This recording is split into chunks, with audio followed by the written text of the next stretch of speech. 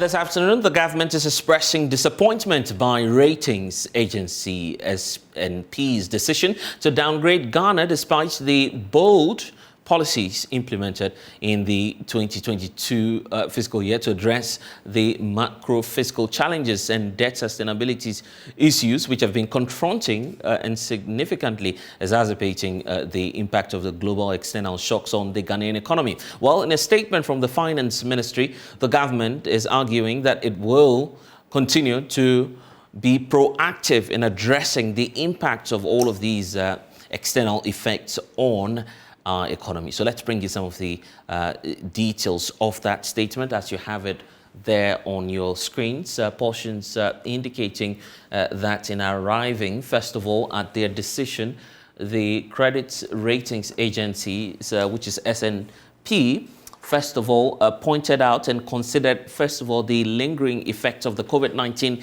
pandemic and the severe global shock of the Russian invasion of Ukraine on Ghana and the consequent fiscal and external imbalances. Then they go ahead to point B, which is the elevated gross financing needs in the face of the international capital market issues. The third point is about the limited commercial financing options and the credible steps taken by government to fast-track the fiscal consolidation and other measures which are being passed as part of the key revenue measures, which is being pointed out in the statement. On point 3, the government is saying that it is disappointed by the S&P's decision to downgrade Ghana, despite the bold policies implemented in 2022 to address the macro-fiscal challenges and debt sustainability issues, which have significantly been exacerbated by the impact of the global external shocks on the economy. The government is pointing out at point 4 that it will continue to be proactive in addressing the impacts of these external and domestic headwinds on the economy and also on the livelihoods of Ghanaians. Government says that it has implemented key revenue and expenditure measures, including the 30% cut in discretionary expenditures, the delays in the passage of the key revenue measures introduced in the 2022 budget, which affected revenue performance in the first half of the year. However, in terms of the revenue issues, all the revenue measures introduced in the 2022 budget, as we are learning from the statement, including the review of the MDA fees and charges bill, the tax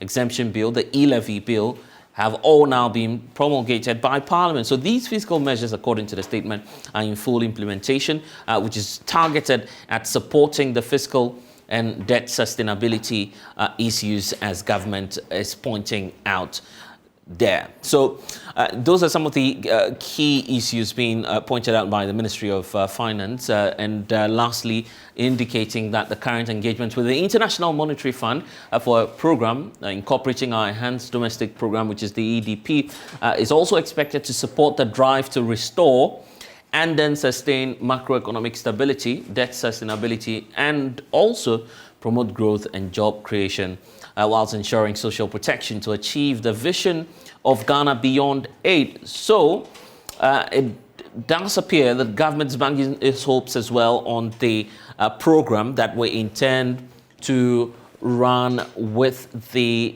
IMF. So clearly, these are some of the policy measures that government is laying out. But we know that this is all happening at a time where we're having challenges as well with the Ghana cedi. It's all adding up and complicating matters. So let's bring you some background to this, a breakdown, first of all, in terms of where we find ourselves when it comes to our fiscal position, starting off with the performance of the Ghanaian cedi and why we're being downgraded by S&Ps. Well, Isaac Kofi is with our research desk, joins us in studio for some analysis on this. So Isaac, take us away. Let's start off with the issue of the currency. It appears that it's not been a favorable time for us, but it's all, I guess, feeding into the decision as to why we are being downgraded. So if we're being downgraded, for the average viewer out there who may not understand in technical terms, take us away as to the implications for the Ghanaian economy. The current pressure actually on the Ghanaian cedi started off with this picture that you see on the touch screen somewhere in January and February when the ratings agencies came to board, almost all of them downgrading our credit ratings back then in January. And this is a time that we are actually feeling the effects, because we began the year with 1 CD is to 60, 1 CD is $1 actually is to 6 CDs and some pesos.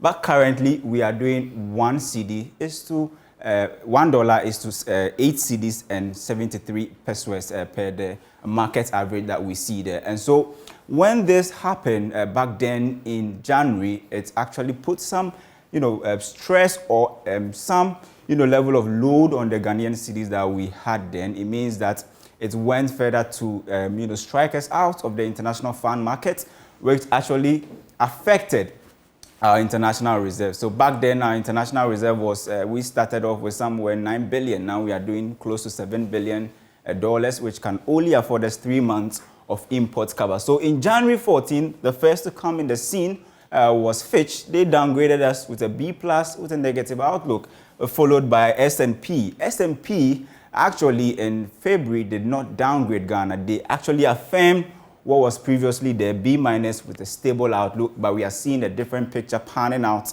today. And Moody's was the controversial one. They first downgraded us to CAAA1, or what we call CCC, with a stable outlook. Now, what does this simply mean? If you have a B+ or a B1 rating, it simply means that when you are B1, you high credit risk. Then it follows by a B, high credit, also high credit risk. But what any country would not want to venture in is a CCC. This means that you are very high credit risk. What does it mean? You are deeper in terms of the junk zone. It means your bonds are classified as junk. There's high interest on your bond. It means if you go to the international fund market to borrow, you'll be offered loans at a higher interest rate. Right. There's high risks of default. This simply means that those who are actually giving you the loan, they have assessed you and you're saying there's high probability that you may not be able to pay when the time is due. There's also limited access to the international fund market. It means that's what's happening out currently. We've been shut out of the international fund market. If you go there to borrow, we will borrow at high interest rates. And Kofi, I guess that's why government is pointing out to us at the very tail end of the statement that clearly the IMF program will be of significant help to government, and coupled with some of the other revenue measures such as the e-levy, which we're seeing in that statement. How crucial will that be to all of the downgrades that we're being subjected to? Well, the downgrade is actually placing a lot of pressure on our international reserve. This simply means that the limited amount of dollars that we have currently, we have, Gov't coming into demand. We have people demanding it for petroleum goods, for pharmaceutical. Governments also need these same dollars to pay off interest rates on its loans to foreigners. And so, just like I said when I started the presentation, that somewhere in January we started around $9 billion. Dollars, and now we've depleted this to close to $7 billion, and we are actually expecting close to $1 to $3 billion from the IMF. If this is able to come through, then it means it's going to raise our international reserve. But if we are not able to get that within a short period of time, this is what the downgrade actually means. It means there's going to be pressure on our foreign reserves, which is also going to put pressure on our exchange rate, which is the dollar. And that's a critical point I want us to explore, the issue of where to draw the lines and to connect what's happening in terms of our credit ratings to what's happening to the Ghana cedi, for instance. Yeah. So, Blazer, this is the bread and butter story. So just like I said, when there's pressure on your foreign reserve, the amount of foreign currency you have with your central bank, which in this case is Bank of Ghana, there's pressure on goods like fuel prices. It may go up, and when fuel prices go up, there's pressure on also transport fares going up, and when transport fares are up, price of goods and services also go up. Then we also have prices of your kenke and then your bread also going up. So in this instance, it's not good news for Ghana, because within a very short period of time, we'll start paying off loans. We start settling our loans in foreign currencies, in dollars actually. And for us to have just $7 billion in our coffers to do all of this, it means that we are currently in a very dangerous position. In fact, very soon I'll be bringing in Dr. Michael Adongo, a development economist, to help us understand all of this. But first, there's the issue about the rate at which we are depreciating in terms of the Ghana cedi. Kofi, it's been pegged at 19.2%. What does that really mean? Well, we started the year with the cedi losing about just 0.3% to the dollar, and cumulatively from January to this point, we've done about, that's last month's July, 19.2%. It means that the cedi has lost its value about 19.2%. But before I actually came to the studio, I was doing some small calculation. We started the year with $1 is to 6 cedis, and now we are doing $1 is to somewhere 8 cedis 73 pesos. It simply means that if you do a simple math, the cedi has actually depreciated in terms of its face value by somewhere around 45.5%. So if you are someone who has been doing import from the international market, it means if you were importing goods worth $100,000, 100,000 cedis back then in January, this time around you need 146,000 Ghana cedis. And with nothing changing, you are being asked to pay additional cost of 46,000 Ghana cedis. And that is worrying, because if we have this on our goods and services, definitely producers and those who import will definitely push this on the consumers. And when we are importing such high amount of goods with such amount of prices, right, it just comes down to placing more on the prices, and consumers would have to pay for it. In fact, this was pointed out by Gov't in their statement, indicating that they've lost some 40% in terms of their capital value. But President Akufo-Addo, irrespective of all of this, has been touting his economic management skills. The president believes that although we have challenges, where he took off from and where we are now clearly indicates that he's done quite a great job.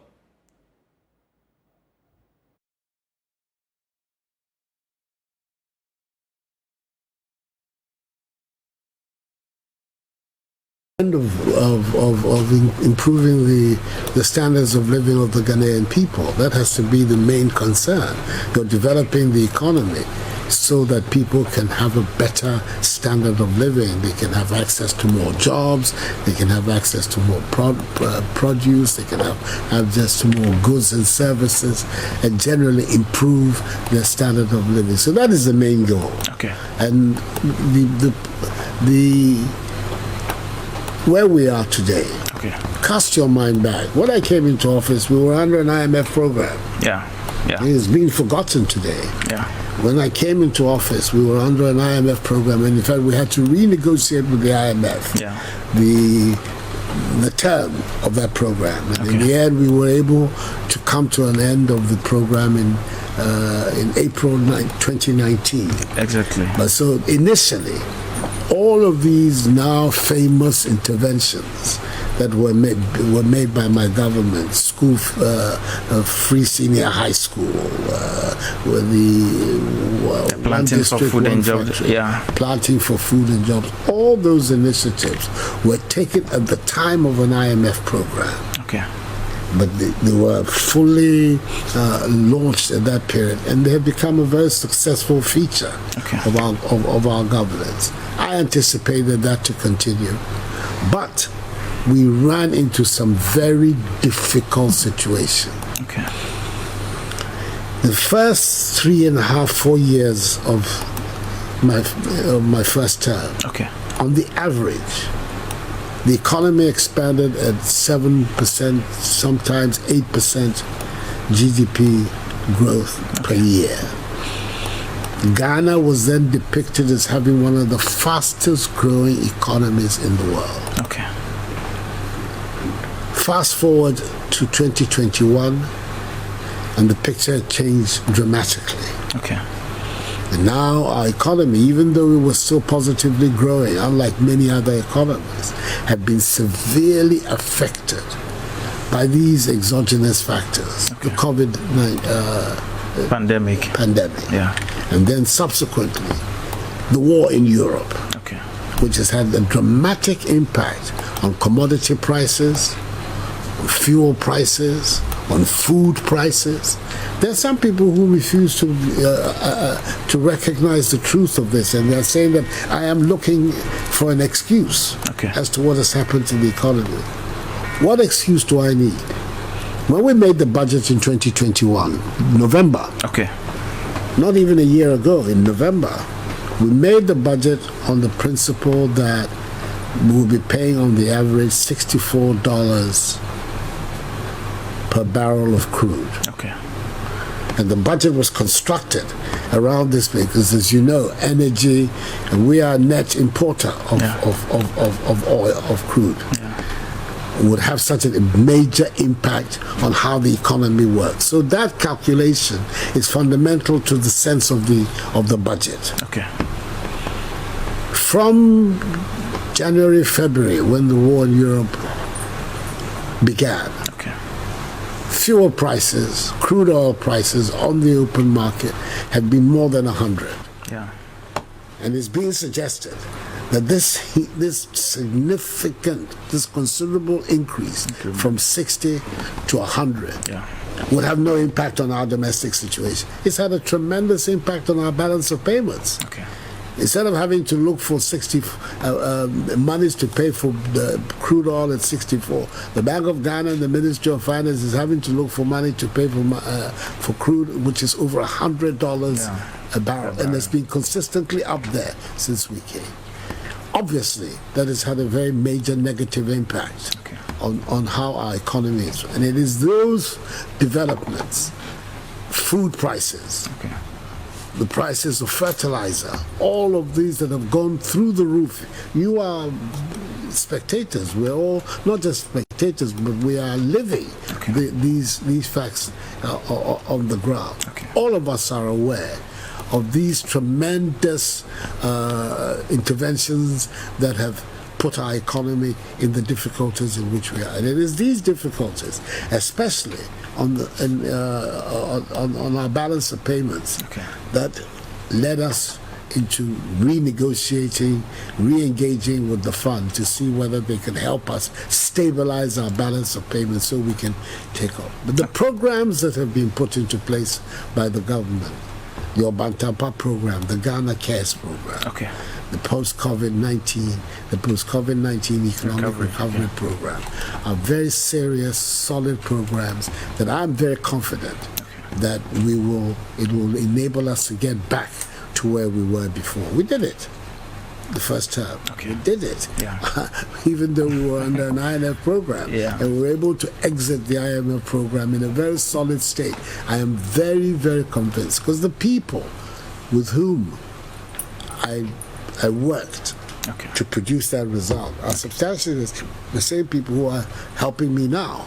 And I'm very confident that between us, myself and them, we will be able to put Ghana back again.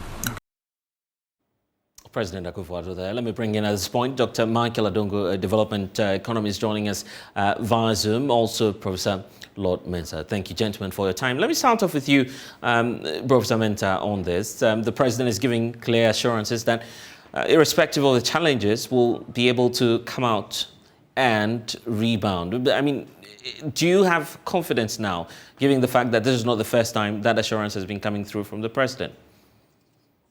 Well, see, there's a difference between a politician speaking and a technocrat, speaking.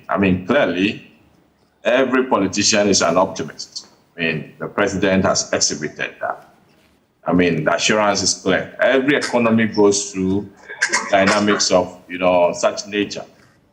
By assumption, we are in the dip, and we can all feel it in our pocket. And the indicators are clear. The downgrade and all those things that are coming up from the external assessors of our economy.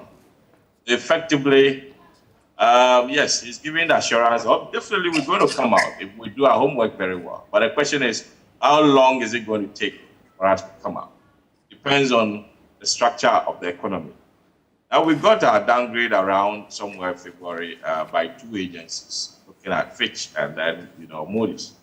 S&P did not grade us at the time because the information they had at the time was a bit hazy, and then looking at the prospects of going to IMF and all that. So effectively, they did not come out with any grade.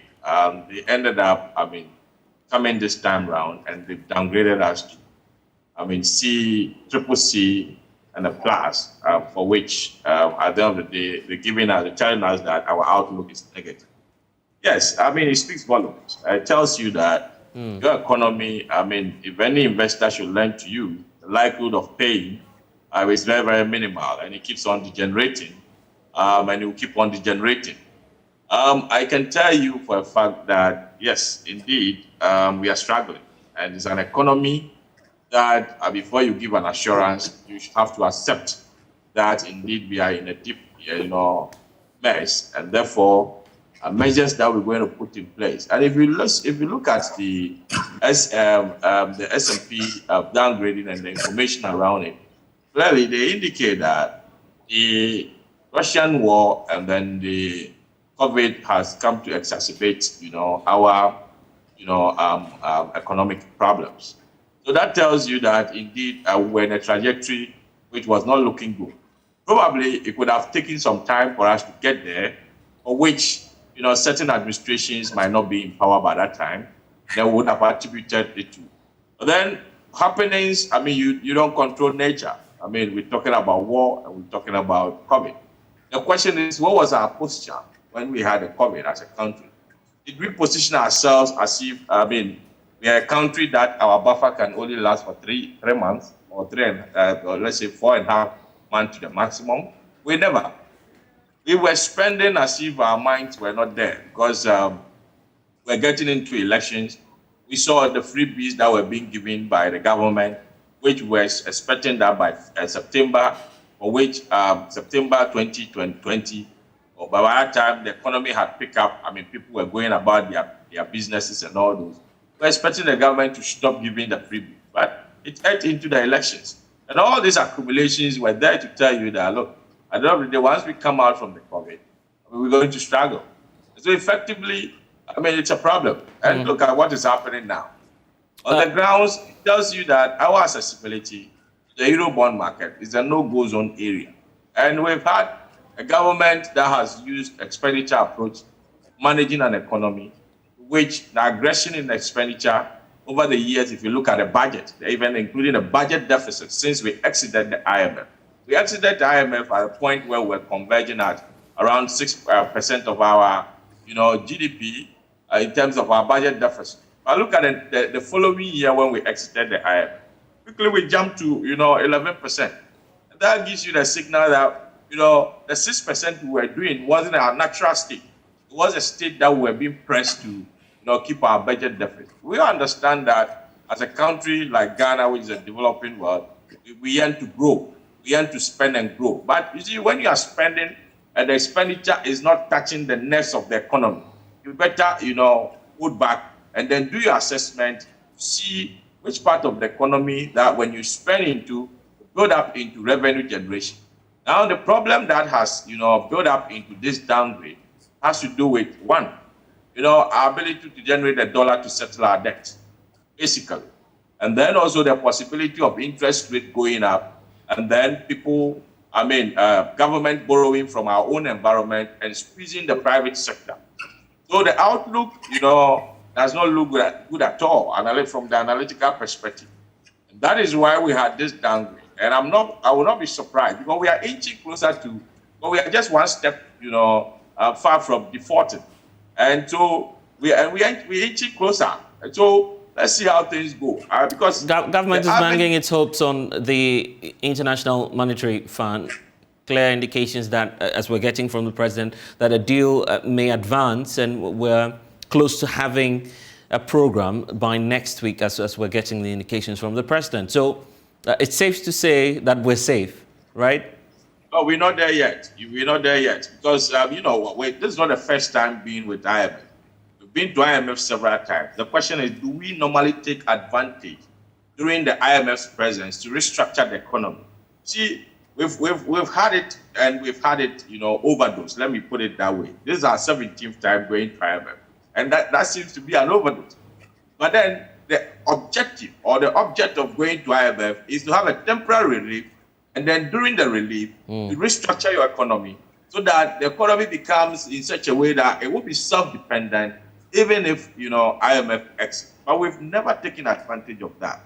And so we may go to IMF It will give us a temporary relief, getting some stability in the city. But then in the end, let me tell you that it's just a temporary solution. You cannot rely on this external support to build your economy. I will pray that, whilst we find ourselves with IMF, even if it's 3-year program they're going to give us, during this 3-year period, be it the current administration or the next administration, we have to make sure that we restructure the economy to make sure we become self-dependent in the long term. Prof, I'm grateful. At this point, I want to bring in Dr. Michael Adongo as well. You've been monitoring and, in fact, taking a look at the statement from the Finance Ministry. Clear indications and very unconventional words there. The ministry says it is not happy about the decision of S&P to downgrade us. They're disappointed. That's the word they use. Are you disappointed as well? I'm not disappointed. I think that the S&P is reflecting back to us our stewardship over the years. So the ministry ought to take the downgrade in good faith and then sit back and re-strategize. That's what they're supposed to do. Because if you listen to the president and you listen to the finance minister, they seem to be describing a country that does not exist. And I wish I could tell the president to give me a visa to go to the country he's describing, because I live in a different Ghana.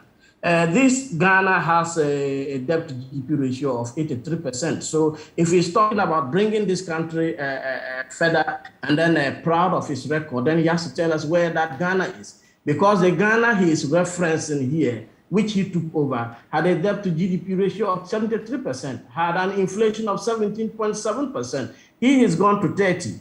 We were talking about coming into power and borrowing a whooping 250 billion Ghana cedis, and that is why we are where we are today. It is not because of COVID, it is not because of the war in Ukraine. And I've said Ghana is not an island.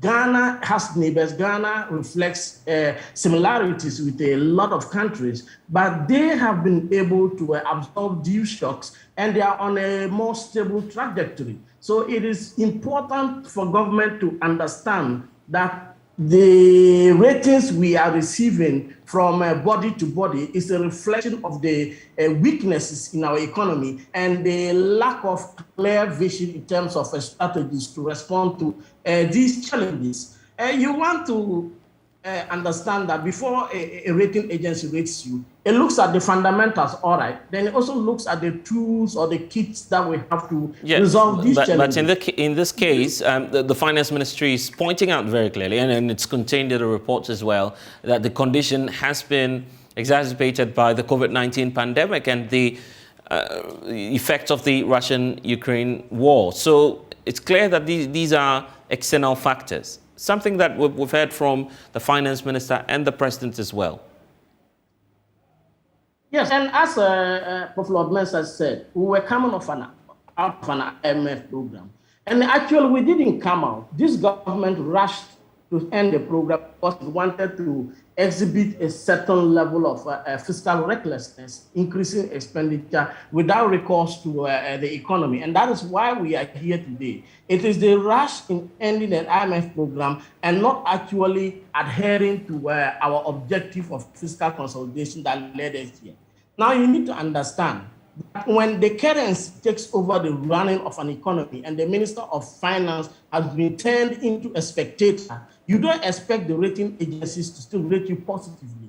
Can the Minister of Finance tell us today that these are the tools and instruments with which I am going to turn things around? No. Every day he gets to the office, he looks on the scoreboards and the market on television, just like the rest of us, because there's nothing left for him to do.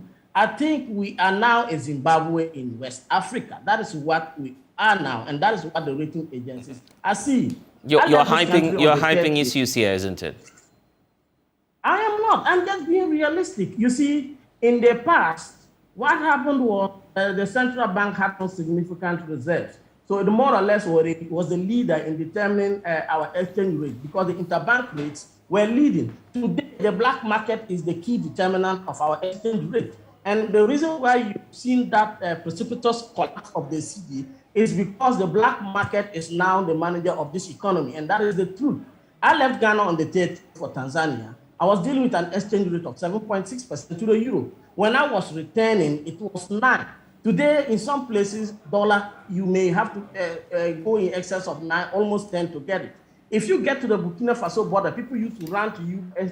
If you give them Ghana city today, they are running away from it. You need to get dollar at the Burkina Faso border with the Ghana in order to get safer, CFA. That is how low we have fallen. That is the graph of the issues we are dealing with here. Right. So I don't think that the minister is talking about the same Ghana here. So where do we go from here? In terms of your projections, are you looking at a further downgrade for Ghana, or once the IMF program comes through, we'll be, back to where we belong? Yes, I mean, you can recollect when we were talking about the mid-year budget review, I did say that if the rating agencies had foresight or had a glimpse of the mid-year budget review before their rating, they would have downgraded us further. And my words have come true. There is no hope in the economy. The Ministry of Finance and the government is not giving confidence to the various actors in the economy. So they are panicking, and each day they are going to bed with a certain amount of investment in Ghana. They are sleeping with one eye open, hoping that they can wake up the next morning and the value of their investment has not gone down by 20 or 30%. We are talking about almost 50% of face value depreciation of the cedi in 1 week. That is total collapse. That is an apocalyptic situation, and you don't have to sit down and tell us that things are getting better. Yes, if you are a charismatic speaker and you are talking on faith, yes, we want to believe you. But the minister is supposed to manage the economy as an economist and not as a faith preacher. So I think that he's trying to get those who don't understand the economy to sleep. All right. That is okay. Dr. Michael Adongo, development expert, joining us this afternoon here on the podcast.